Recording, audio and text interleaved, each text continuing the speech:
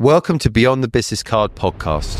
When you realize that work is not the enemy of life, work is a privilege and it gives you life. The most important thing is choose the right people, staff, and invest in them. Does a business need marketing in the digital age? Yes, it does. Get the right person to come and drive that. And then what's important in those things is, what does it look like? Customer facing, control that part. What's happening in the back end and how they make it happen? I'm never going to know, and I don't want to know because I don't enjoy it. And it's not what I'm good at. Don't listen to too many people. If you have a good idea, don't go and read a million business books that tell you to do the opposite of what your instinct is telling you to do. And if don't have that fire and that thing to sacrifice and to work hard, then don't go for it. Go get a day job. It's not going to be easy until we built it up. It didn't just happen. I didn't just come to Dubai and all of a sudden Tasha's Galleria is pumping and we're making money. No. It doesn't work like that. It's not what the people see, is it? No, people don't see that at all. They think, wow, she came to Dubai, she's opened restaurants, and look how successful they are, and driving a nice car and goes on nice holidays, throwing a party. Well, I had to suffer, big time suffering, and now I live with the guilt of not spending enough time with my parents. If I could turn back the clock and give everything back, just have a few days with them, I would. Join us as Natasha Sideris shares a raw, powerful journey from one cafe in South Africa to dominating the Middle East culinary scene. Discover the sacrifice, insight, and relentless passion driving her exceptional success. So focused on the business that I should have spent more time with them. That's one of the things I guess you look back on and wish you'd have changed. Any entrepreneur who's building their business, if your parents are still around, do not make a mistake. Hi guys, welcome back to Beyond the Business Card podcast. It's me, your host, Justin Maguire. And today we have a fantastic guest for you. It's Natasha Sideris, the founder and CEO of the Tashas Group, a culinary empire, I think it's fair to say. Natasha's from South Africa, been out here in the UAE for 10 years. But Natasha, you will give a much better bio about yourself than me. Welcome to the show. Thank you for having me. It's my pleasure. Thank you for having me. So what we do in Beyond the Business Card, it does what it says on the tin. Yep. Okay, I like to get under the skin of the entrepreneur. I like to tell the real story. And I like the audience to understand the journey you have to go on to build a good, credible business, and one that's going to, hopefully give you a lovely life as well. Okay. So what we do is we tell the whole journey. We start with the early years and then we run through all your influences and to where you are today. And I'm sure we're going to unpick some Looking forward to it. We're going to unpick some nuggets in there. Good. So look, we're in Dubai first of all. Yeah. So just remind me, what brought you to Dubai? So I had been approached, Tashas was 10 years old. So we're 20 years old, the brand, not the group. And around about the 8-year mark in South Africa, we had started getting approached by lots of different places. So the United States, the UK, Australia. And because I'm a control freak, I was like, I'm definitely not going to go to Australia or the United States. Too far away, different time zone. I won't be able to get on a flight and go and fix an issue if I need to. And the UK I was petrified of, and I was right to be petrified 10 years later. No I didn't want my first foray to be the UK. I mean, massive barriers to entry, high rentals, all of the problems that have been exacerbated now, those existed even 10 years ago. And then I got a call for Dubai, which made a lot of sense to me. 8 hours away from South Africa, same time zone. There's a 2-hour time difference. SA's 2 hours behind. And when I got here, I found Dubai quite similar to South Africa in many ways. It's not a walking culture, it's a driving culture, it's a mall culture. A lot of expats. The locals are very similar to the Greeks. The Arabic way is very similar to the Greek way. So it wasn't easy. I mean, it wasn't difficult for me to adapt. And then my business partner here, Mubarak, is just an unbelievable human being and has really helped us grow. So it ticked all of the boxes. And so I wasn't sure that I was going to move here. I thought I'm going to open one. I'm going to see how it goes. I'll fly up and down. Obviously, for the first 6 months, I was here running the store, open to close. But after we opened our second one, I decided it was time to move. So I've been here permanently back and forth for the last 11 years and living here for the last 8. Got you. And no doubt you enjoy it because the business has flourished since you've been here. Listen, I love Dubai. I think it's an unbelievable city. The way it's transformed, the way it's grown, the work ethic. And I think if you've got a great product, the sky's the limit here. And then, of course, it ticks all of the other boxes. It's safe, it's neat, it's clean, the ease of doing business. So for me, it's been really amazing, and I've been well supported by both expats and locals, which I think's key for longevity, because I think the city's growing and F&B is becoming very, very competitive. And if you don't have a customer base that's consistent, because Dubai's become less transient, but there's a lot of people moving in and out. And if you're only appealing to the people who are traveling in and out and to the tourists, difficult to build a business that's got longevity. Yep. And I think we've been very, very well supported by the local community. I mean, people don't even know that it's from South Africa, yeah? They think it's born and bred in Dubai, I was one of those people there initially. we go. I will be honest with you, because it seemed to be very much embraced by the locals. I mean, every time when I went to early restaurants, Absolutely. there was a lot of Emiratis there. And still Yeah. today. So that was where, perception-wise, okay. Well, I think that's important for us. I think even when we go to other countries, we want people to feel that all our attention and focus is in that particular country or particular place. You don't want to be a distracted restaurateur who comes into a place, brings their brand, allows a franchisee just to run it, and then is not invested in it. So whether I'm running the restaurants myself or whether it's my team, and like we're opening in Bahrain on the 15th of June, Avli, and I will go, I'll help the guys open. And in situations where I can't be at every single opening, there's going to be massive support from head office. My team's been there for the last month, getting that store ready to open, and will stay for another 2 to support. How many staff have you got totally now in the group? So Dubai, 1,000 employees, because we own the restaurants, we franchisors and franchisees. And at head office, we have 56 people. In South Africa, 16 people at head office. And the group doesn't directly employ because that's a franchise model. So we've got 17 franchisees, around about 1,400 people. Wow. Yeah. Wow. How does it make you feel when you say that? Good, but I want to double it. Well, look, we're going to get into this. We're going to get into this, but I want to go back now. I want to understand why you chose this journey. I want to understand where you've come from. Obviously, you've talked about South Africa quite a lot in that intro there. We're sat here in Dubai. So can we just peel it back and you tell us a bit about where you're from, please? Well, listen, I'm going to answer your one question, is that everything that we've done as a group and everything that I've done in my career has come naturally, and nothing's been strategic and planned. So why did I choose to do what I did, or what I'm doing? It came by chance. And then because I loved it, I embraced it. So I studied psychology. I went to school in South Africa. I watched my dad in restaurants, and I grew up with him in the restaurant. So I thought, I am never going to do this business, because it was tough, long hours. I'd only get to see him like on a Monday. Those days restaurants were closed on a Monday. In the old days, he'd come pick us up from school, and that was our day with our father. I thought, no, this is not for me. I'm going to go study psychology, and I'm going to have an office job.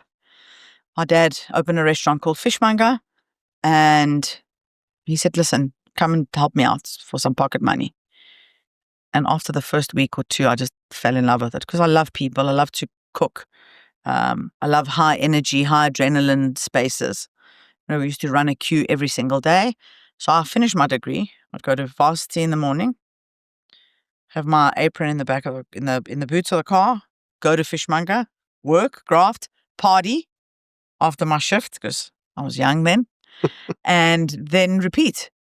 Go home, sleep a couple of hours, and go to my lectures the next day and carry on working. So it happened naturally. It wasn't like my dad said, when you leave school, you're going to get into the business. No, it was a natural thing. Same with opening my first Tashas. I had opened a couple of restaurants, and I had a brand called Nino's, which wasn't mine. I was a franchisee. And a landlord approached me and said, listen, I love the way you operate your Nino's. Come up with your own brand. And I'd already been mulling around this idea of not Tashas. I didn't want to call it Tashas. I didn't want it to be named after me. I didn't want that responsibility, because if it failed, what was I going to do? Because I am a big-time A-type personality.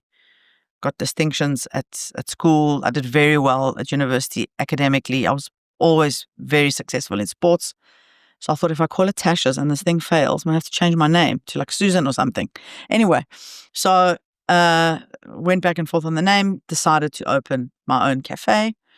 And again, it wasn't like I'm going to open Tashas and then I'm going to open another 10, 15, 20, 30 stores. No, opened one. I had a dream I was going to write a book called Street Food Africa. And I had this romantic idea. I was going to run the restaurant in the day because it was a day trader. And I'd have, the evenings free. Anyway, we opened Tashas in Athol Square. And it was rammed literally from day one. I had friends helping me in the bar. I was in the kitchen and on the floor. My dad was running around. Absolute chaos. And then the journey began. Gotcha. Yeah. But again, no like big plans for like expansion. Even when we came to Dubai, it wasn't like I'm going to come to Dubai and I'm going to dominate the cafe scene and then I'm going to open this brand and this brand. No. Even the brands that we've created have happened very organically. They've happened because we can't put a Tashas at Al Naseem or the Nikki Beach landlords, Dubai Holdings didn't want another Tashas. They wanted something else. So then we created the brand. But there hasn't been like this master plan to get to where I am. I've got a few friends that work in the restaurant business. I've actually had 3 friends that... Shame. Well, I was just about to say, I've had 3 friends that have set up restaurants and they've all closed down actually. One was a members club that recently had to close down. The second one had a restaurant, got to their 3rd restaurant in the UK, and then just post-Brexit, lost the business after that. And the other one just couldn't get beyond the first restaurant. The rent was killing them. It's a very, very tough industry. And there's a lot of variables. But the interesting thing I want to ask you is that the angle that they came at restaurants was they were business people and that took on passion projects. Yeah. Okay. They always wanted, they were successful marketeers. Most of them came from a marketing background actually. And they decided to pursue having a restaurant because that was their dream. They didn't come from a food perspective. Okay. Yeah. Now, the successful restaurants that I have seen come from tend to come from a chef, like the food seem to come from the kitchen. Well, that's what you're selling, isn't it? Well, so I think it's interesting that you said that, and the reason I'm smiling is because, I'm an old school restaurateur, and it concerns me a lot with what's happening now in the food business. It is a lucrative business if you hit the right formula, but there's a lot of people who are only in the restaurant business because they're pushing it from a business perspective solely. And then customers are getting a watered down experience of what a restaurant should be. What are we doing? We're not selling shoes and cars. We're selling food. And that has to be the focal point. And equally, we're selling hospitality and service. It's not a place to churn customers in and out as if it's a factory. And I fear what's happening to the hospitality industry is that there are a lot of people who aren't restaurateurs, who aren't foodies, who are building restaurants. It's all about the interior. It's all about the show. And there's no substance behind it. How long those brands are going to last, I don't know. Maybe they will last. Maybe this is like the new age of restaurateuring and everything is about the flash and everything's about the social media. For me, I don't have it in me. Maybe I said I'm going to expire like Kodak. I don't know. I'm old school. I'm a dinosaur. I want people to have a real experience when they come into the restaurant. I want it to be authentic. I want the food to be delicious. I want it to be made on order. I want the right music to be playing. And I want the waiters to shower you with hospitality. Those are the things that make up what I think makes up a good restaurant. Of course, you have to have a beautiful space. There was a time where space wasn't so important. There was a time when your interior could be dead plain and you could just be serving a great plate of food and that would be good enough. Now people want more experiential dining. What I fear is that there's a lot of experiential dining without the food, the product. Yeah. Are you selling food? Food's got to be good. So you're Greek heritage, right? And you said off camera, 3rd generation South Africa. 3rd generation South Africa. So help me understand. Obviously, there's the clear link with your father who had a restaurant. That's very obvious for us to see. But you mentioned to me off camera that your mother was a designer. My mother was an unbelievable cook. Okay. She was very artistic, fashion designer, incredibly beautiful. I know everyone says that about their moms, but after this podcast, I'll show you a picture of my mom. She's magnificent.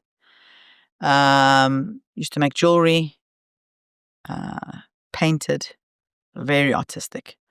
So a lot of influence from her, I think, on the arty side of things, because I am very much involved in the interiors, the choosing of the plates, the uniforms. And then she was a great cook, but my dad was a chef. So I grew up in food, and my grandparents were unbelievable cooks. Well, this is what I was going to Yeah. ask you, because I've got some Mediterranean, friends who come from Mediterranean Yeah. heritage. The family, sort of that, Cooking. cooking, family, atmosphere, everyone being very involved, helping each other. It's a huge part of life, right? Massive. So your journey into this world obviously came from this environment at home, where atmosphere clearly and food played such a central part. Yeah. But it sounds like you've probably quite quickly into entrepreneurism. Did you go and work for someone? Were you working for your father? Where did you ply your trade in the kitchen? So, when I left school, I took a gap year, and then I went to work. I was working a little bit for my dad, and then I went to work for a company called Nino's. Also worked at the fishmonger when my dad was the CEO, and I opened, I think, 7 or 8 stores. Don't quote me because I might get it wrong. I can't remember. Maybe a little bit more. But all really front of house stuff, like all of the training, the waiter training, the bar, not too involved in the kitchen. When I bought my first franchise of Nino's, their brand was focused on a lot of coffee, and there was tramezinis and salads. That was the menu. Okay. So I bought it, and then I started getting involved in the kitchen. Okay. It used to be like 80% drink sales, 20% food. I started getting involved with the food, and I flipped that whole thing around. And then I realized, listen, daytime eating in South Africa needs like a really stylish, accessible cafe. It's exclusive, but it doesn't exclude, and came up with this concept of Tashas. That still seems very young. Like I was young. Yeah, you seem No, like old. 50 soon. But my I was point is 20 odd not when I started Tashas, but I was 20 when I started but listen, I've always been an entrepreneur. Yeah, I used to. My grandparents lived in a neighborhood called Highlands North. My mom's parents. My grandfather had a Pasilia Spa supermarket. Are there spas here in Dubai? I'm not sure. Anyway, it's like a Spinneys. Yeah. And he used to sell a whole variety of things, and I'd go to the counters and take stuff, and then take toilet roll, the inside of the toilet roll tube, and make little ping pong ball men, and then go around the neighborhood and sell them. And I had all the kids in the neighborhood working in like a workshop selling stuff, and then I would make a foodie something and go and sell it. So I always was interested in not sales, but in entrepreneurship. I wanted to always do that. Until I watched my dad working really, really hard. I thought restaurants are a definite no. Okay. Also the transition, it's fine to own one restaurant, but to own multiple, it's not easy. Well, this is what I've heard from the insight from my friends. But it sounds like that. The reason I mentioned that family environment that you had, because it sounds like you were in a real safe space with fellow entrepreneurs, then with people that have built businesses and no doubt you took a lot of encouragement from that, and they kind of made you feel like you could do it. Certainly from my dad. My dad made money and lost money. He was a very successful restaurateur, not such a successful businessman. Unbelievable chef, unbelievable at putting concepts together, but because he didn't come from money, and was at a disadvantage, a lot of people took advantage of him and his kindness and his niceness.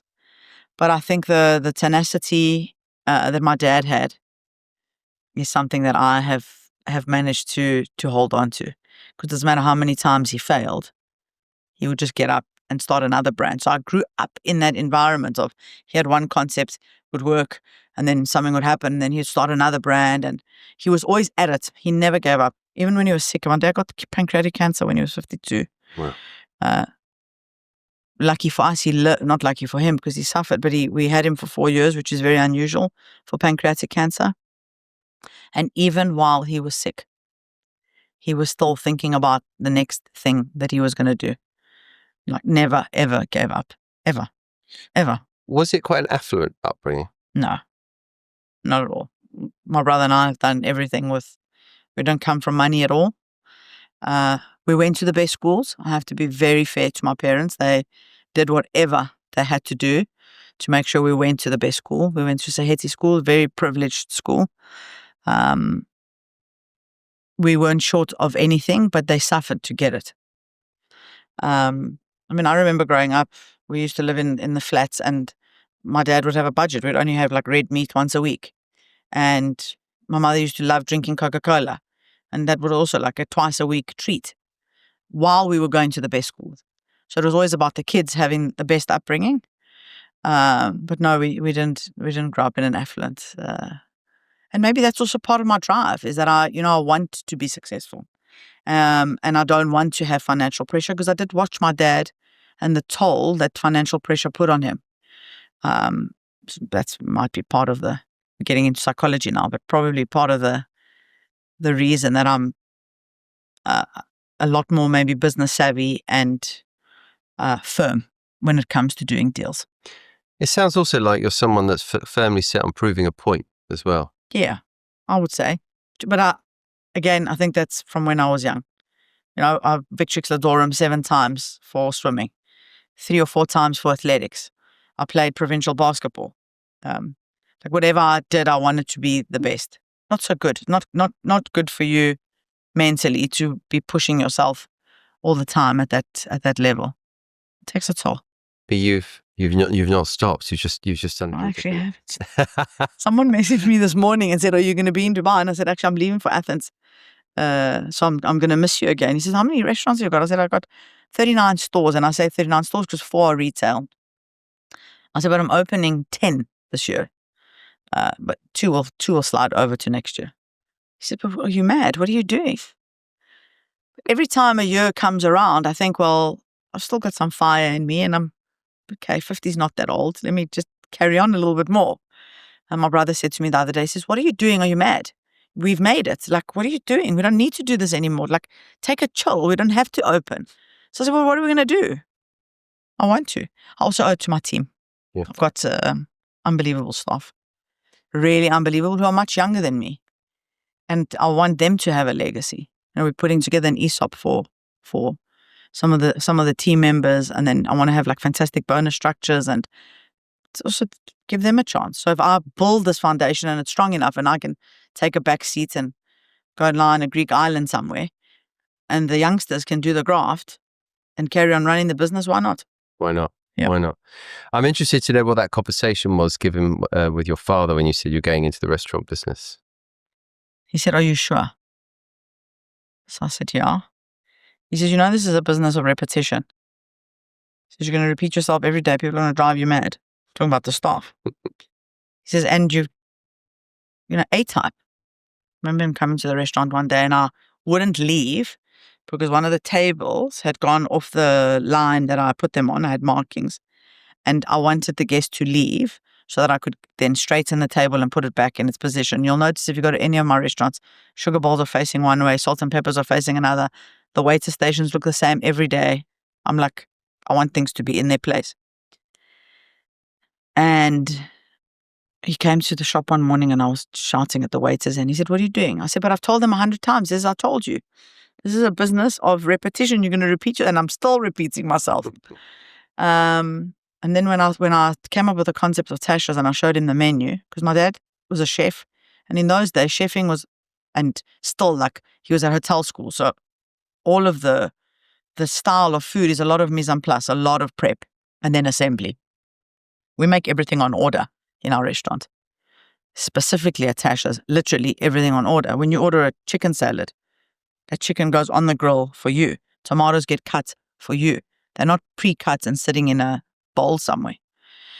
And I showed him the menu. It's 100 menu items. He said, "Have you lost your mind?" So I said, No, I'm going to do it. And then I'm going to make everything on order. He said, "No, you're mad." Anyway, here I am. 20 years later. The franchise, obviously, Yeah. sounds like that was a great success. You obviously learned a lot about the business, how business So I owned works, the first 2 myself, started the brand, owned the first 2 myself. Then a listed company came and approached us, Famous Brand, South Africa's biggest franchising company in F&B, but for mass brands, My dad was very ill. They made me a deal that I thought was, unbelievable all those years ago. Sold 51% of the brand, started franchising to different franchisees, and I bought my shares back from them during COVID.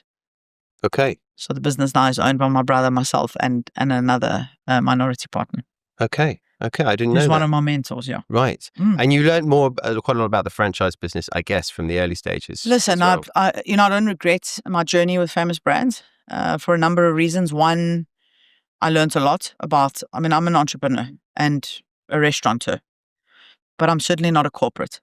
But I learned that having a level of process and being corporate is very important if you want to scale. You can't scale if you don't have those processes in place. So, business plans, regular board meetings, executive meetings, HR policies. You need all of that. And I learned all of that from them. But I also learned that I don't want my business to become overly corporate. And I want to try and keep it as, it sounds cliched, as a family as much as I can. Or for as long as I can. What's the magic I told you about some of the experiences and friends I've had that been burned by the restaurant business. What's the magic formula then for going from one popular restaurant in South Africa to scaling, to growing to the next one and beyond? Systems and process, auditing. You have to have. You need to understand that if you're going to scale, you might not make money in the beginning from your royalties that you're charging. There's two models. A lot of people just franchise, charge the royalties off the top. They don't have a very big head office and they might visit their stores once every 6 months and leave it to the franchisee. Not us. We visit our franchisees twice a month.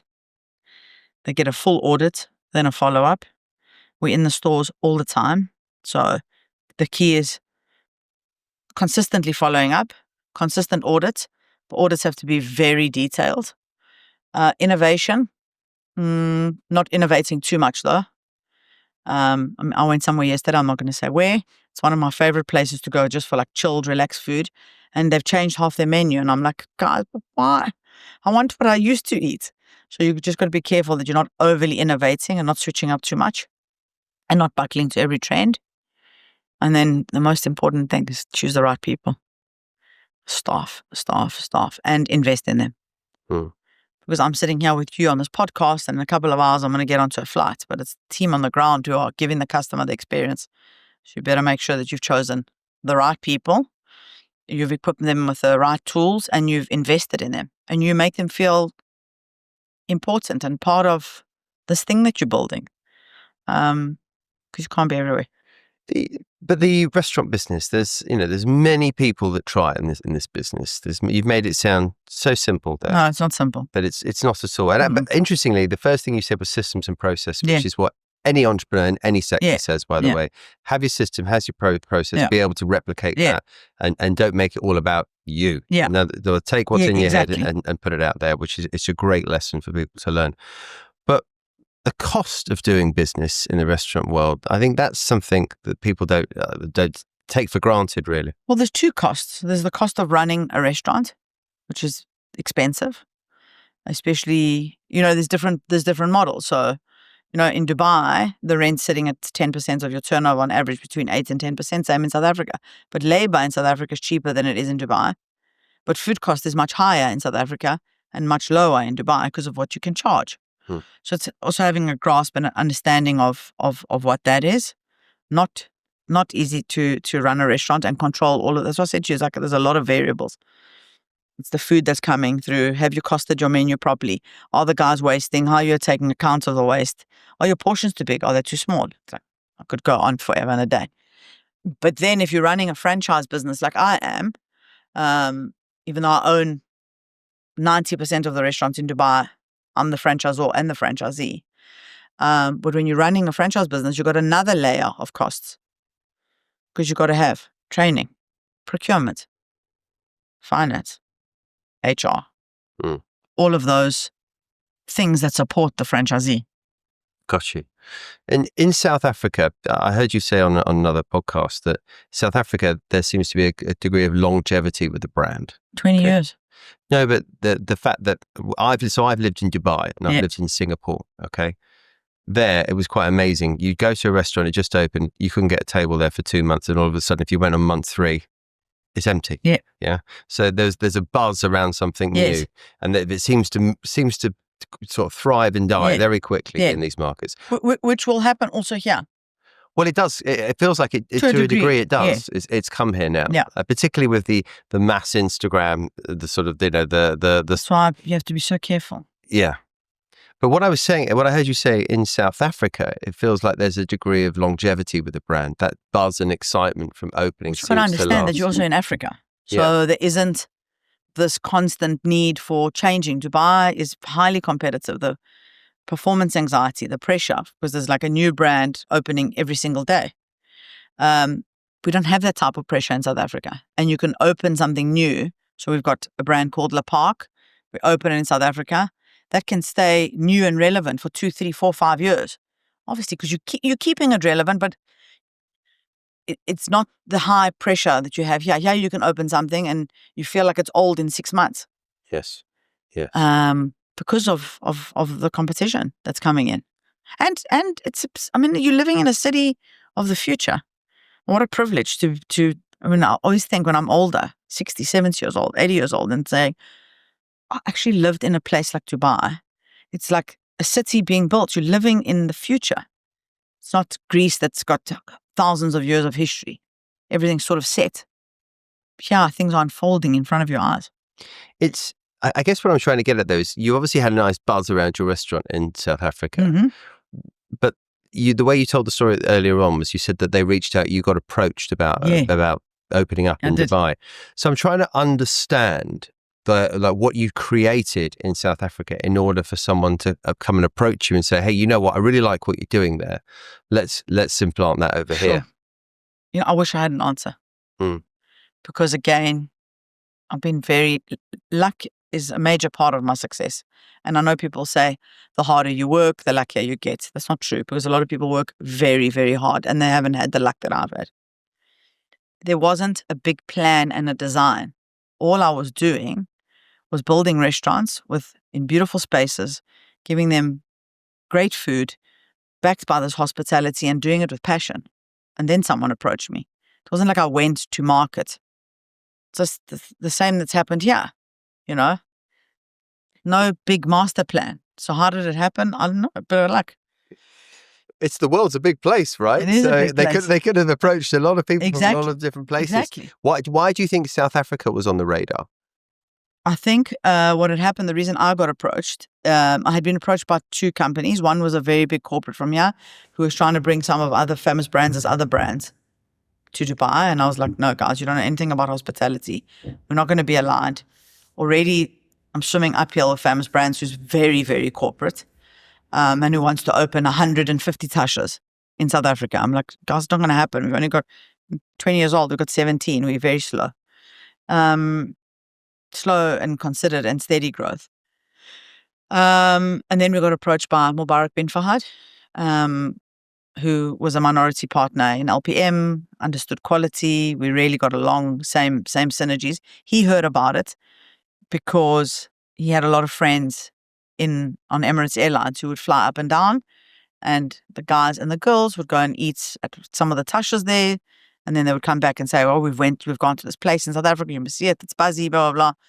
And he approached. So that's how it happens. The connectivity of Dubai essentially is how it happens. Yeah, exactly. So I've got Emirates to thank. Yeah, Emirates Airlines and the hostesses. But the hosts. Well, there were so many. I find this. There was it could be restaurants, cafes that pop up with the names. You think, well, how on earth did that make its journey here? Exactly. And there quite often there is a story, just like the one you just told. Yeah. So again, we had no intentions of scaling the way we have.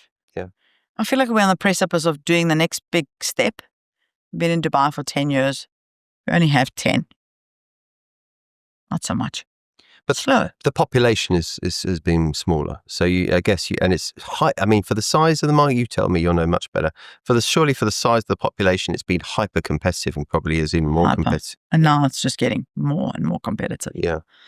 But what I think will happen naturally, those restaurateurs and groups that can hold on to their quality, that can be consistent, need consistency. People want consistency. Focus on their staff and their training, maintain their interiors. It's another thing. One thing to open a beautiful space, another thing to maintain a beautiful space. I'm coming back from Greece. Monday, I go on a road show with my maintenance team and I visit every single restaurant. I'm like, why is that like that? Fix that cushion, change that, replace the toilet, do this, do that. And we constantly are at it. And if you go to Flamingo Room in Al Naseem, that thing's 8 years old. No, 8 years old.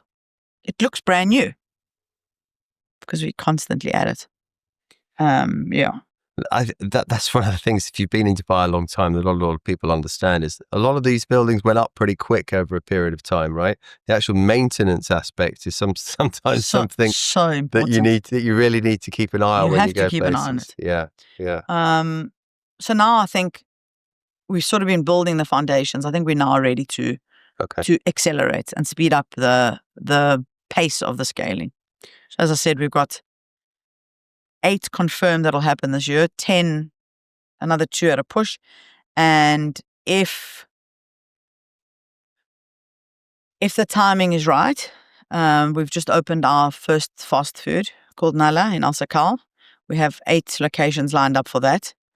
I'm waiting to decide what I'm going to do with it, and then I'm going to get that thing into gear to really scale. So when you were approached to move out here, you came with your original concept, okay, and you've somewhat you've taken the portfolio into various different ways since then. Yeah.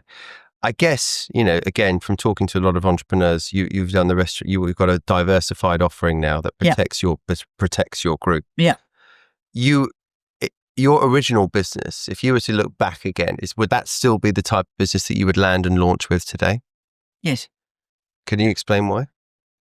I think Tashas, as a brand, has the widest appeal.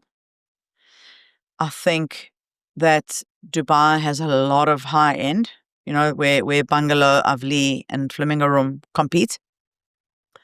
I think Tashas is like sort of that sweet spot between being really accessible to everyone, but still feeling quite special. It's got breakfast, lunch, and dinner. Very much appeals to community, but also to the businessman. And I think Tashas ticks all the boxes. I think it's the brand that can go anywhere in the world and that it's going to do well. You just got to look at the UK. I mean, UK, talk about competition in cafe style dining. It's highly competitive. We opened in Battersea, which hasn't reached its capacity yet. In fact, it's just sort of starting. Everyone's like, oh my God, where are you going? And we're serving, between 400 and 600 people a day during the week, 800 people a day on the weekends. Still difficult to make money, but it's because the brand satisfies all walks of life, any age group, any time of the day, but still feels quite special. Gotcha. Yeah. So would definitely be Tasha's over any other brand. We're yet to see what Nala can do. Maybe when I come on your podcast again in a year or two, Nala will be the unicorn. Let's see. Okay. But why? Why diversify into Flamingo? Why change the model? Locations. Okay. So landlords in Dubai loved the way we operate, and they will come and offer me a location. And how many Tashas can we have in the city? I mean, as you say, the city's small, growing, but small. Can't have a Tashas on every corner. We're going to dilute the experience for the customer. So get offered the Nikki Beach location. What can we do with it? Then I start stewing and thinking about what concept I can put in. Flamingo Room on the Seam. The space is huge. You could never put a Tashas in there. Your competitors are all high end. It's in a 5-star hotel. Not that Tashas can't go into a 5-star hotel. Space is too big, and plus I've got another 1 or 2, around the corner. Avli in the DIFC, I'm definitely not going to put a Tashas there. So that's why the brand's developed. It's very interesting talking to you because it feels like a lot of your growth has come through opportunities being created from opportunities. Yes, correct. It sort of feels like it's very organic in many ways. Everything's organic. Even the cookbooks have happened because we had a lot of, because I photograph every single restaurant as it opens. A couple of weeks later, we photograph it and we photograph all the food. Not for social media, because we're talking 20 years ago, Instagram didn't exist. So I had all of the photos, sitting around looking at the photographs, and then a lady called Tessa Graham, who's still with me today, did a lot of work for Jamie Oliver. She said, have you thought about doing a cookbook? I was like, not really, but we've got all of these photos, so let's do it. And then Café Classics came out. Then the next book we thought we'll do on the signatures, which are basically the specials of each of the cafes. And we were going to pull also from stock photography. And then I was still living in South Africa at the time. I was like, no, guys, it's going to have similar look to the cafe. Let's build a set. And we'll do a couple of chapters. And then organically, it just turned into this monster. I mean, it's a huge coffee table book. We'll send one. And then even the Galaxy Bar cocktail book. We don't sit in a room and think, obviously from a marketing point of view, there's got to be some strategy, but we don't sit in a room and think, year X, we're going to do this, and year Y, we're going to do that, and we're going to launch a book. No.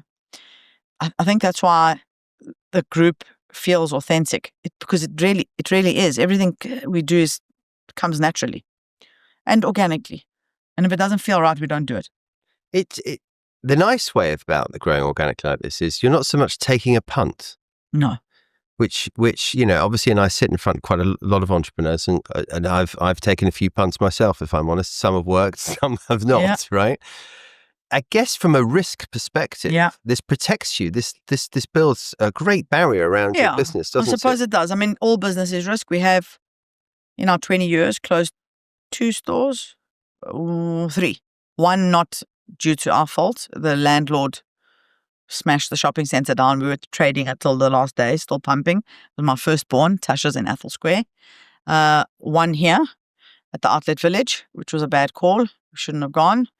And another one down in the coast, also, a bad call. But 20 years, 3 casualties. It's unheard of in hospitality. Because I have a rule. We are not going to open if we wouldn't put our own money in. So if a franchisee approaches me, you approach me and say, Tash, listen, I don't know where you live, whatever. Business back. Arabian Ranches. Ranches. Yeah. We needed a Tasha's in the Arabian Ranches. We do, by the way. Thank you. I'll look at it. And you bring me a site and I'm looking at it. I could easily just say, okay, let's do it. I'll take your joining fee. If you do a nominal turnover, I'm going to take my royalties off the top. So who cares? And I'm getting my brand out there. No. If the site is not AAA, we are not taking it. And if that means we're slower than everybody else, then so be it. I'd rather be slow and not close any than be fast and close more. What's been, from what you just said, from closing down those 3 stores, but what's been one of the toughest decisions that you've had to make as a business owner?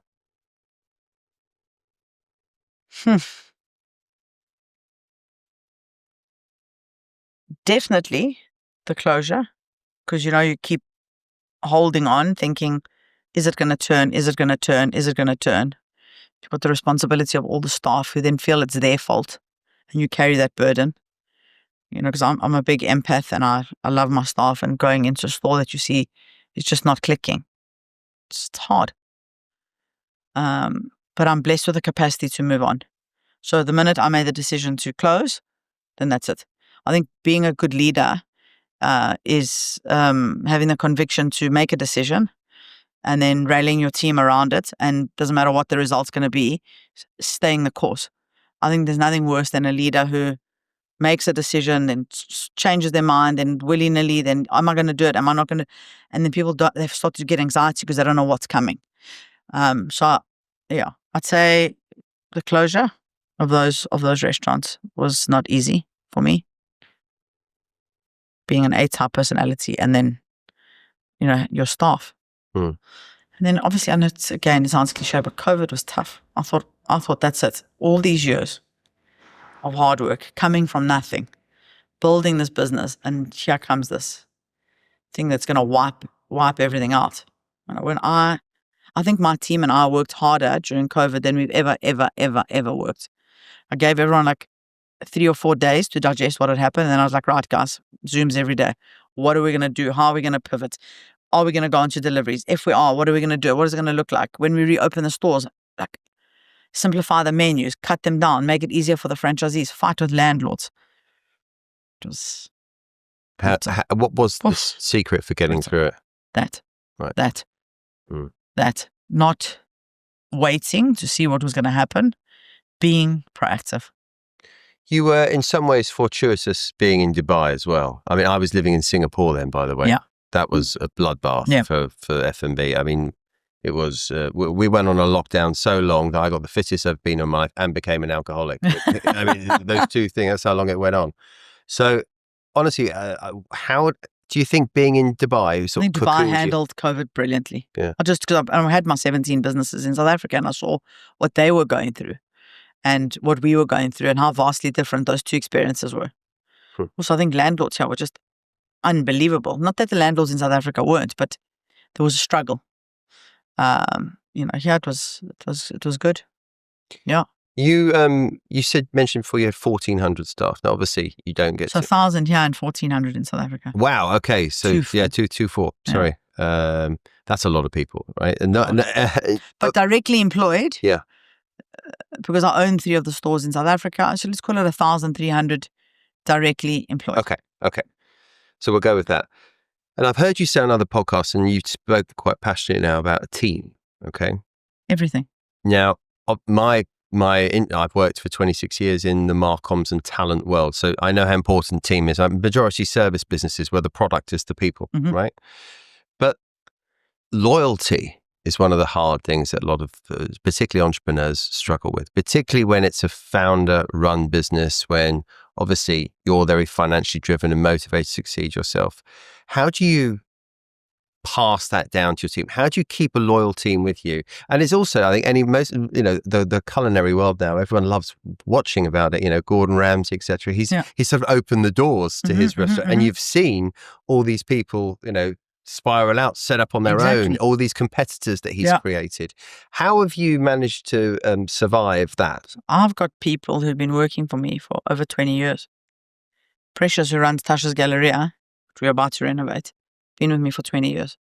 Stefano and Anthony, who are my right and left hand, 10 years each. My culinary director, 8 years. So the journeys are 5, 15, 20 years. How do we do it? I think we treat people with respect. I think we pay well. We listen. We are fair when it comes to leave. Someone's having a baby. What can we do that's extra? I think it just comes down to respect and being grateful. Okay. I think it's people. Yeah. And you have to make sure that people understand that you actually are so grateful for the effort and the energy that they put into building your business, standing behind your vision. What are you going to do to make those people feel better? On Friday, we had a sports day for our head office team. We ran like a tournament, and work finishes at 1. You have to be there by 1. It's compulsory, and ends at 5. And it doesn't matter what the deadlines are. We're busy with some work with PwC, doing some consolidations and the whatnot. And the accounts department was like, no, we can't come. We've got too much work. I said, no, I'm going to come and we're going to bond. And we're going to do stuff together. I also don't have a boss syndrome. I'm like, I think that also makes a big difference. But it just comes down to respect. And you mentioned you've got obviously you've got the staff now becoming part of that journey. Is that right? So what made you do that? Because these are real nuggets for entrepreneurs. There'll be people watching this and reading this. Why should people give up their whole lives? Just they're getting paid a salary. Okay. That's fine. What are you going to give back to that person besides their salary? And not everyone's going to get rewarded because not everyone goes over and above the call of duty. Those that do, what are you going to do for those people? I know that bonuses aren't like a thing in Dubai in the restaurant industry. There's only a few groups that give them. For us, they're a must. Maternity leave. You're going to give an extra month or 2.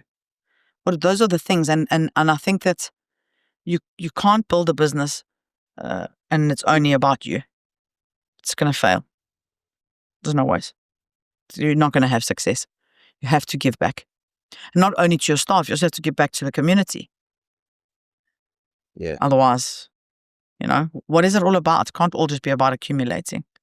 It's also got to be about legacy, feeding people, giving to charities, and looking after your staff. So yeah, I'm doing the ESOP because there's been some key members who, without them, I'm the visionary and I come up with ideas and the concepts. They've got to go and make it happen. That's the hard work, not I'm coming up with a beach concept called bungalow. Yes, and I'm saying I want this to look like this. Now someone's got to take that and turn it into a reality. A lot of hard work. You need to be rewarded. Absolutely. Yeah. I think that's absolutely critical in how you're going to keep. I don't know if you know, we throw a staff party every year in Dubai. We close all of our restaurants, all of them. Is this the Nikki Beach party? Yeah. Yes. We'll invite you to the next one. You'll be worse for wear the next day. Anyway, so when I started doing it, everyone was like, are you mad? We're going to lose all the turnover. We might get a penalty from the landlords. I said, don't worry about the landlords. Most landlords let us close. I said, and those who are sticklers, got 24 hours to rectify your closure. So by the time we come back to work, we've rectified it. So that's a full day of closure. Oh. Then we fly in DJs. So I flew in a DJ from Mykonos last year. This year I flew in a very famous DJ from South Africa. Unlimited booze, unlimited food. Starts at 11, has to end at 5, 6 o'clock because they've got to go to work the next day. And we just celebrate the staff. It's all about them. Do prize giving and it's one day.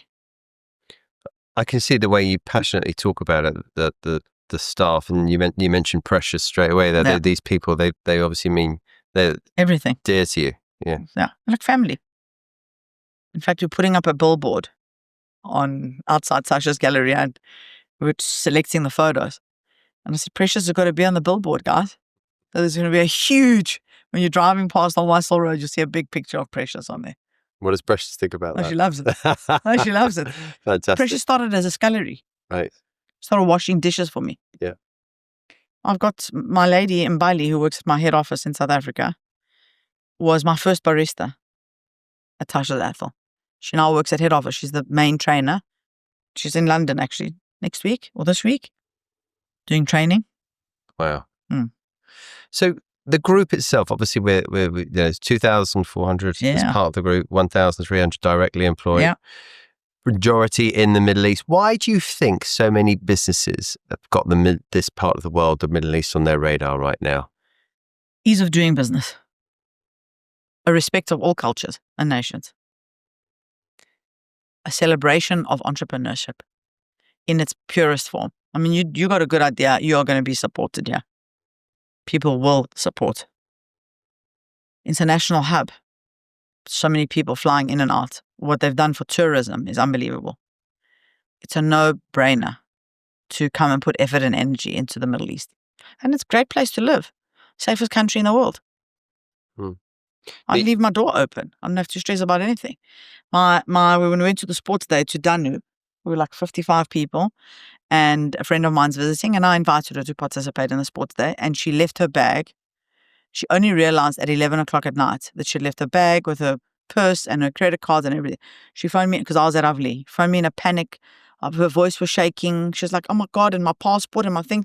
I said, relax, but tomorrow we're going to go get it. She goes, no, call. I said, please don't worry. Tomorrow your bag's going to be there. She phones me at 8 in the morning. I said, I'm not going now. I finished at 2 in the morning from Avli. I'm going to go at 12. She wanted to kill me. Obviously, we went back and the bag's there. Life is stressful enough with everything that people have got to do. Why not live in a place where the other stresses, like safety and security and clean streets and roads, like you don't have to think about those things. But yeah, you can't go to the UK and wear a nice watch. You can't. People getting mugged for like just you walking in the street and someone's just attacking you. I mean, there's so many pluses to living here, making a life here, and building a business. But let's talk about business here, because there's obviously a business case why it happens as well. But people would, from outside eyes looking in, will say, well, hang on a minute. the populations aren't small. Yeah. It looks hyper competitive in your Super. industry. Surely, everything needs to get shipped in, doesn't it? We're in the desert. Yeah. Okay. Surely margins are being crunched. Tell us what the reality looks like of running a restaurant business in the Middle East. The margins are still very good. I'm not going to sit here and lie. You've got a good model. Just look at the margins in South Africa. A good restaurant can do between 8 and 12% EBITDA. Here you can do 20 and above. Well, that's unheard of in the restaurant industry, right? Some restaurants in the UK are doing it, but they're part of very big chains. Otherwise, it's sitting at 7. Tough. Wow. I don't know about the United States or anywhere else in the world because that's not my game, but I know in Europe, you're looking at 12. The difficulties of doing business here is mainly the competition. So fast forward, had I not brought Tashas here 10 years ago, would it be as successful as it is today, bringing it now in 2025? I don't know. Because there's a lot of noise and a lot of competition. And what I'm very happy about is that there are a lot of local Emiratis, homegrown brands that are competing with the best of the best. It's like that 10 years ago, hey? Talking about top ideas, top concepts, great food, great spaces, great interiors. That's the main thing. The main thing of doing business in Dubai, in hospitality, is the competition. Now, I've heard you talk a lot about the branches you have outside of Dubai as well. I believe your most popular one is in Abu Dhabi, correct? Correct. 1,000 people a day. 1,000 people a day. That's insane. So 1,000 people a day. So, I think the quietest day, and I phoned the store and I'm like, guys, we were busy. No, we only showed 800 people.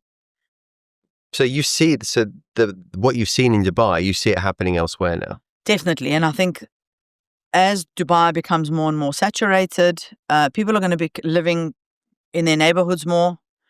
They're going to be becoming hyper-localized. I think Abu Dhabi is going to change a lot.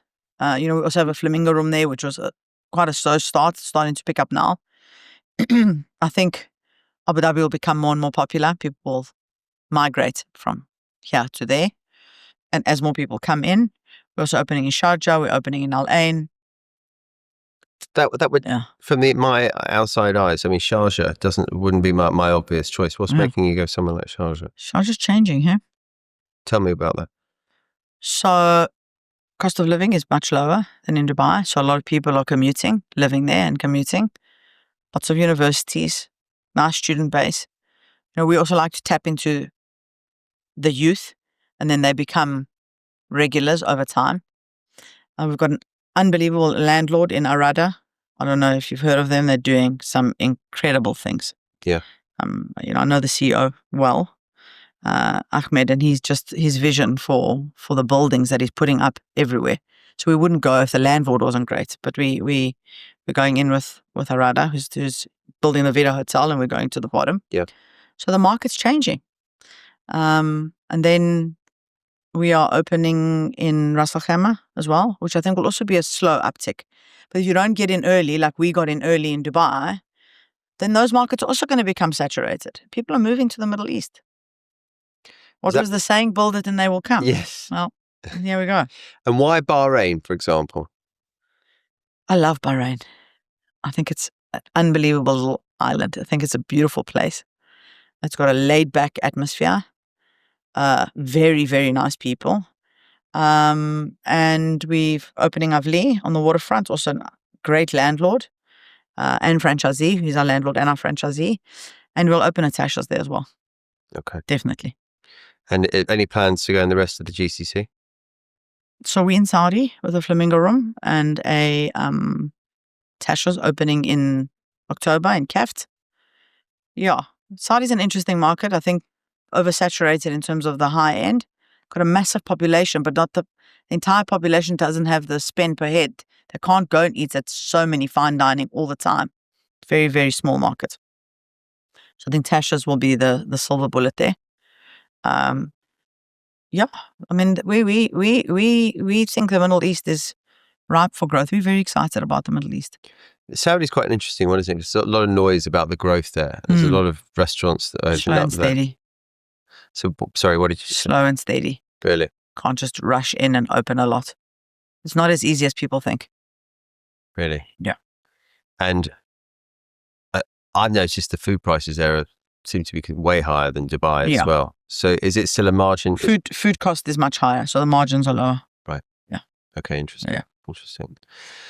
When we spoke off camera, we also talked about you saying you're going to slow down and obviously not slowing down. You've got a big birthday coming You're going to up. make me that I'm a liar. Because everything happens organically. Yeah. So when I was asked a year ago or a year and a half ago, there wasn't a lot happening on the horizon. I was like, okay, I'm going to gear down. But then as the opportunity started to come, I'm like, okay, well, now it's time to gear up. So turning 50 in July, getting ready for a big birthday bash, which I always wanted to do. It's my pat on my back to say well done, because I'm forever whipping myself and saying, you can do better, you can do better, you can do better. This is my pause to say, I'm inviting, I've got 180 people coming over 4 days. So that's going to be fun. Yeah. I think when a business like ours has been built up as organically as it has, it's very difficult to say firmly, I'm not doing anymore, or I'm not going to open here, because things change, the world changes. But why should you? See, this is something I notice with entrepreneurs. That's right. And it's a bit like when you move to Dubai as well, people love to ask you when you're leaving, when you've just arrived. Yeah. And with entrepreneurs, a lot of people ask the question, when are you stopping, right? And not yet. I can't see my wife will tell you, I think she would be petrified the day I stopped, because I would be hanging around the house too long and be way too annoying. I don't feel the need to stop. And I don't know what this obsession with asking the question when you will stop is. I think, but I've noticed it because I've listened to a few of your interviews. You seem to be tricking yourself into saying that you might stop, but I think you're just going to change your role. Maybe I'll become the chairman and not the CEO. But there's a design passion in there. Listen, I love the design. I love the creative. I love the design. The three things that I'm very involved in: design, food, and the marketing. So it's the interiors, the food, and the marketing. Much to the team's dismay, because I just don't let anything go, and they've got to send everything for approval. They're like, but do you really need to taste this egg sandwich? I'm like, yeah, I do. And you've signed off this table base before. I'm like, I want to see it again. I drive them crazy. But I want to be involved in those things for as long as I'm around. Maybe I didn't think of the psychological aspect. Then I think, okay, well, it's going to come to an end, so just push it a little bit more. But you know what? I used to grapple a lot with this concept. So when I was younger, and actually not much younger, when I was in my 40s, like, oh my God, I've sacrificed my whole life, and all I'm doing is working and working and working. And when I go on holiday, I don't want to talk to anyone, and this work's driven me mad, and it's consumed my whole life and compromised my health. When you realize that work is not the enemy of life, work is a privilege, and it gives you life, then you chill out a bit more. And I think that's what's happened to me. I think in the last 2-3 years, I've been like, you know what, I am so blessed. So then you can enjoy it more. It doesn't feel like a boxing match all the time. It's obviously you've been torturing yourself for putting so much into this business, when actually you've loved it. Loved it. Yeah. Every step of the way. My brother's going through something now. He took a sabbatical for 2 months. Come out of it like, oh my God, because we run the business together. Like, oh, I'm stressed. I said, Sav, chill out. Everything's gonna be fine. We've been doing this for long enough. Push. We want it to be excellent, but try and enjoy the ride as you're going along. Because if you're not enjoying it, then what's the point? It's lovely that you and your brother are in this. Yeah. And was that? You say it's lovely, but talk about boxing. We box each other every day. I suppose we fight non-stop. Brothers and sisters can do that. 4 years younger than me, so I'm a bit of a bully. And then he'll say, it's like, I'm 50, so he's 46. And he's like, I'm not a baby. I'm like, I can see you've got 2 kids and you're married. Stop telling me what to do. Anyway. Was that always the plan? Did you guys? No, my brother studied interior design. He's a very talented designer, and he actually runs the development side of the business. And no, he was going to do his carry on with his interior designing, start his own interior design firm. I opened Tashas. I ran it for a year and a bit. Started getting hell of a busy. I was like, do you want to come and help me? And I suppose the same journey as I had with my dad. I don't know if he loves me or hates me for it, but anyway, started helping me, and here we are. We own the business 50-50. Okay. Yeah. And I suppose in most partnerships, there's strengths. You have each other's strengths and weaknesses in hand. Yeah, we definitely do. He's much more conservative than I am. Yeah. I am a big risk taker. He's much more risk averse, and you need the balance. Okay, gotcha. And is he... Definitely need the balance. He'll say to me, "Are you sure?" And I'll go away. Like, we were busy designing this we've got a new brand coming called Arlequino, opening it in South Africa first and then bringing it here. Conceptualized here, but opening it there. And we had two hatches, one, to serve customers coffee from street side, and then another little small window. And I'm doing the first Tasha's home. We sell cutlery, crockery for people to take home with them. And he's like, "Tash, we don't need to serve drinks from both of these windows." I'm like, "No, I want it. I want a soft serve machine from here, and I want this. I don't make it happen. I don't care. I want it. And then I'll go away and think, maybe he's right. Do we need to spend the money on this thing? It doesn't make sense. Will it be busy? We need 2 extra staff. So you need that person who's much more conservative, who's always like pulling up the handbrake. And I'm like going at 1,000 miles an hour. He's like, "Just wait, slow down." It's good. That's the dynamic you need. Yeah. You definitely do. Lena fighting a lot. It would be fair to say we now live in I saw an article actually yesterday. It was really interesting, and it talked about the different empires, the different times in the world there's been. Okay, and now they don't. Most analysts don't believe there will be a country that it's not going to be China's. Like China isn't going to be the next power. Actually, it's the digital economy that's going to be the next power. Actually, if you're a digital skills are now going to give you international acceptance. Yes. Okay. And in a digital world, you run a business that could be perceived as being quite an analog business, quite a traditional business. Absolutely.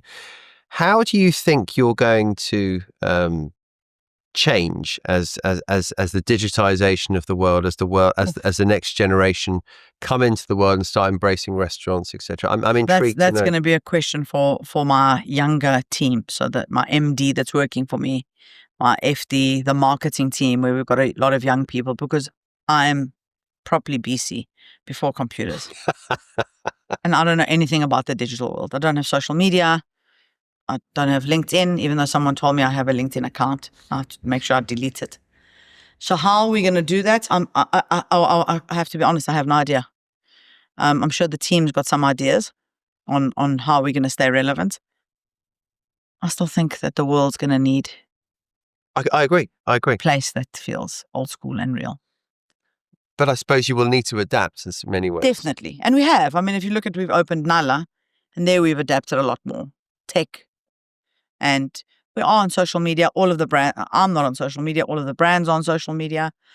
We're about to start an e-commerce business with the Tasha's Home, which is totally foreign to me because I don't buy that way, and I never buy anything online. I like to go to the shops. So now we're starting an e-commerce business, but I'm not going to drive it. I'm just going to choose the beautiful things that I want to sell, and there'll be an entire team behind us that will do that.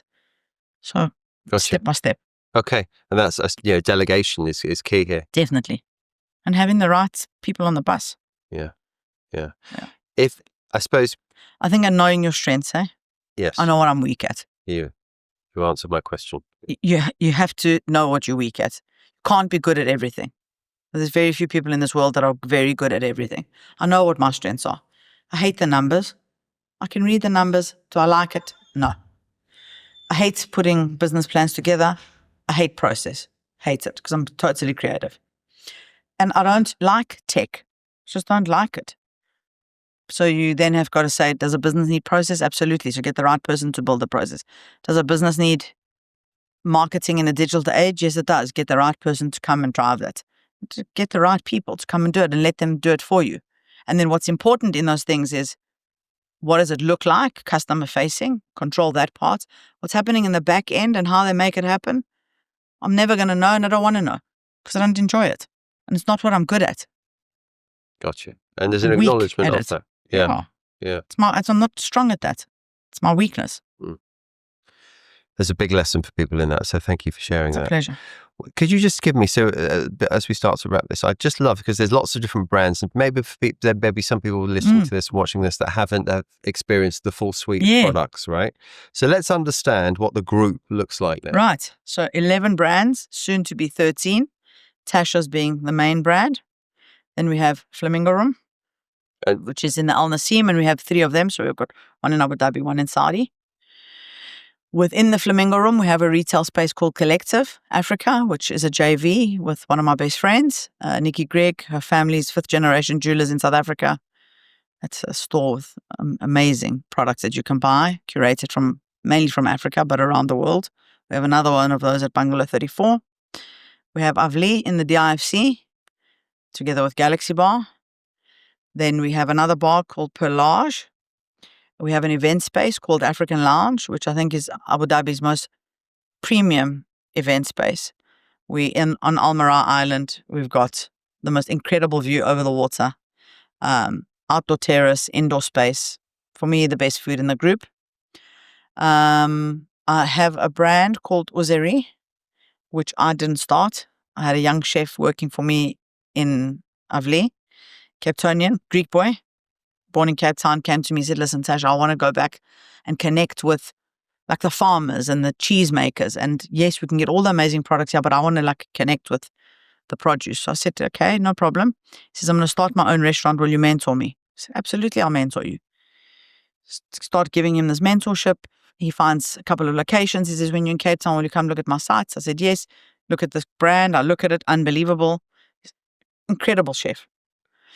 And then says to me, where am I going to find the money? I said, put together your business plan. Put together the plan. I said, how much is this thing going to cost? Start looking at the numbers. I said, Nick, I'm gonna back you. And we're going to do this thing together. He opens it. It's one restaurant of the year, twice in a row in Cape Town. I'm not taking any credit. I put the money in and I gave him a little bit of guidance, but not on the food. A little bit of guidance on the interior and the layout and some business guidance. We are hopefully opening here. It will be his first foray. So that's Uzeri. We got Nala in Al Sakal. Have I left any out? And then we're doing Arlecchino, Italian. I think what's missing in Dubai is casual Italian. So Tasha's casualness, but with Italian food. Because there's a lot of high-end Italian. You got Cipriani, you got Il Boro. There's a lot of high-end Italian. And then the final one is a tribute to my mom called Café Sophie, which has been a very emotional journey. It's been tough. I lost my mom. She was 62 when she passed away. She got very sick when she was 40 with depression. So it's very tough, unbelievably talented woman. And we've got this cute house in Cape Town, and we started designing, and I was like, oh, my mom would love the space. And then I thought, let's name it after her. And now the menu is also a tribute to her, everything that she loved. Yeah. So an emotional one. I bet. Very. My brother's been taking out old photos of her and letters that she wrote us and letters between my parents. It's been, yeah. I hope it's going to be successful. I'm sure it will. I hope so. We spoke off camera about your father as well. So he got to see the initial stages of your. So my dad died at 57. Athol, Bedford, Melrose, Morningside. He saw 4 stores of the 39. And my mom passed away. They were the same age, 5 years later. So she saw a couple more. My brother gets his conservative nature from her. She's like, don't open in Dubai. And then we opened in Dubai and it was busy. She's like, don't open another one. Don't open another one. Anyway, my brother's been digging out all the archives. She kept every single article, letter, accolade, everything that I've ever achieved. She kept it in a box. Wow. Every newspaper clipping, everything. Unreal. Amazing. Yeah. So, I regret not spending enough time with him. So focused on the business that I should have spent more time with him. that's one of the things I guess you look back on and wish you'd have changed. Any entrepreneur who's building their business, if your parents are still around, do not make a mistake. Carve out time. The way you carve out time to build your restaurant or build your tech business, or or go to gym, make sure you make time for your folks. And I suppose so we can end this, what would be the best advice you could give to any aspiring entrepreneur today? Sure. Best advice. I've got a few things to tell them. Choose the right partners. Don't listen to too many people. If you have a good idea, don't go and read 1 million business books that tell you to do the opposite of what your instinct is telling you to do. If you've got a dream and an idea, just go for it. And then understand that you're going to make big sacrifices. Not going to come easy. There's very few people in this world who've come up with an idea and then it just sparks. Maybe now because of social media, there's the stuff that can go viral very quickly and then you can make millions. But how many people really can do that? You've got to understand that you're going to sacrifice and work really hard. And if you don't have that fire and that thing to sacrifice and to work hard, then don't go for it. Go get a day job. It's not going to be easy. Definitely not going to be easy. I mean, I had to go to loan sharks to build my business. Kind that'll break your kneecaps. I've had came from no money. Building my business here in Dubai, we had to pay our investor back. So working for peanuts until we built it up. It didn't just happen. I didn't come to Dubai and all of a sudden Tasha's Galleria is pumping and we're making money. No. It doesn't work like that.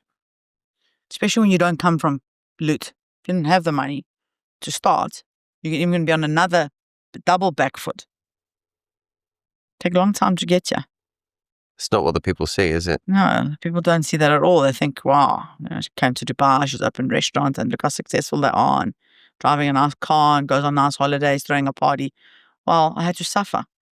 Big time suffering. And now I live with the guilt of not spending enough time with my parents. If I could turn back the clock and give everything back, just have a few days with them, I would. So the advice to the entrepreneur is be ready for it and understand that it ain't going to come easy. Everything that flows through your story is just how hard you work, how much you put into everything. I think that's something everyone needs to take from this as well. There's no denying that fire is in the belly. Yeah, the fire is in the belly. I love what I do. Yeah, I can tell it just goes through everything. And the opportunity, when I made a point of saying that a lot of things have come to you through opportunities, because people clearly see that and they know they're backing a winner. And if you know someone's going to work that hard, you'd back them, and that's what I say to my team, guys. Yeah. I said to my beverage director the other day, he brought me these canned drinks. And I said to him, Chris, why are we going to buy these from someone else? You are the most talented beverage director that I have ever met, and the most hardworking. Go put a business plan together and we will do this thing together. And I'll back him because he's got it. Got that X factor. Mm. You just want to bottle that with people as well, don't you? Yeah. It's fantastic. So if we do have a chat in a couple of years' time, which I hope we do, what's it going to look like? This is going to be really hard. Wow, what is it going to look like? And I'll hold you to this. So we've got 10 coming this year, early next year. And then if we do the Nullas, another 6 or 8. So that'll take us to close to 60 from the 39. And then who knows? I think, that's 2 years. So hopefully we chat in 2 years. Let's see if I've hit my goal of 60. Tashas, I think we could scale around the world with the right partners. Nala, if it works, I think it's got potential to be 300-400 strong. Wow. If you look at the success of Joe and the Juice, they got 450. I think Nala has got that potential. And then Flamingo Romavli, Bungalow 34, a couple of those in key cities around the world. My team's got a lot to do because I want to relax soon. I say, nah. I've told you about that. I'm convincing myself that I'll be on an island in Greece. Yeah. Thank you so much for sharing your story. It's been a real pleasure. It's always nice to to have a chat with someone who asks such nice questions. Thank you very much. Thank you. Thanks. Thank you. Great. Cheers, guys. And I hope you enjoyed the show, and we'll see you on the next episode.